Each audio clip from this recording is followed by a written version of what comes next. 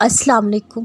قرآن گواہ ہے جس کے معجزوں کا تم اس رب سے مایوس ہوئے بیٹھے ہو۔ اگر دل نہیں بدل رہا تو ممکن ہے اللہ تمہارا نصیب بدلنے کے لیے مان گیا ہو۔ دعا کی طاقت کو کبھی کم نہ سمجھے۔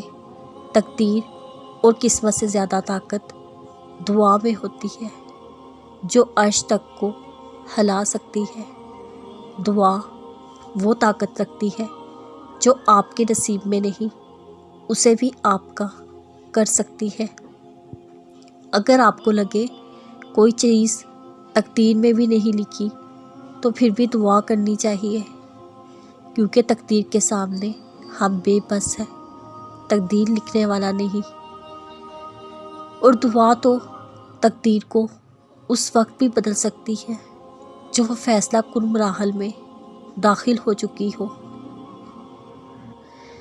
یقین رکھو اس ذات پر، وہ یقیناً تمہارا دل خوش کرنے والا ہے۔ اگر مانگا ہے تم نے ایک قطرہ تو یقیناً تمہیں پورا سمندر ملنے والا ہے۔ دیر ہو رہی ہے تو ضرور کچھ بہترین ملنے والا ہے۔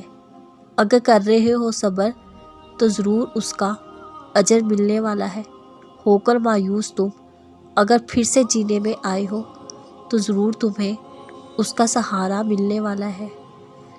اور یہ دعائیں ہی تو تمہارے ٹوٹے دل کو مرہم بناتی ہے، اور جب وہ تمہاری روتی آنکھوں کو قرار دے دے گا تو ہر طرف سکون کی لہر اٹھنے لگے گی۔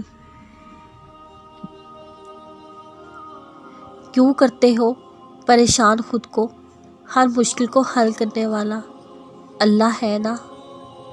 نہیں بتایا جاتا اسے جو تمہاری خاموشی کو جاننے والا اللہ ہے نا۔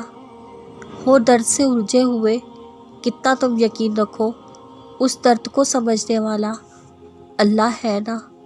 یہ جو آنکھوں میں ہے خواہش کی چبھن، ان کو ٹھنڈے کرنے والا اللہ ہے نا۔ کوئی راستہ کوئی منزل کا نشان نہیں جب وہ رحیم کریم ہر چیز پر قادر اللہ ہے نا۔ اللہ تمہاری دعاؤں سے کبھی بیزار نہیں ہوتا۔ اللہ کو تمہاری دعاؤں کا انتظار ہوتا ہے۔ اللہ کو بہت پسند ہے جب اس کا بندہ تھک ہار کر اس کے در پر بیٹھ جاتا ہے۔